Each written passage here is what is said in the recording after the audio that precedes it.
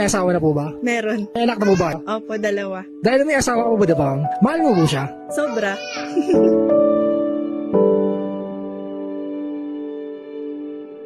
Di ko rin alam eh.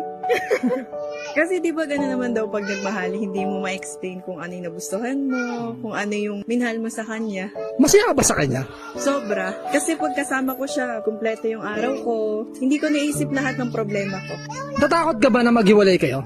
Oo. Bukod sa mga wala ng tatay, mga anak ko, yung katawan ko, parang hindi kumpleto. Yung pagkatao ko. Masakali po na mag-cheat sa sa'yo, bibigyan mo ba siya ng chance? Hindi ko matanggap. Siyempre, binigay ko yung lahat eh. Tapos, maghahanap pa siya ng iba. Bali hindi mo siya bibigyan ng chance, gano'n. Pero siguro para sa mga anak namin, bibigyan ko siya ng chance. Kahit na nagloko siya, hindi ka ba natatakot na baka sakaling maulit yun? Natatakot, di ba sabi nga ang pagmamahal bulag?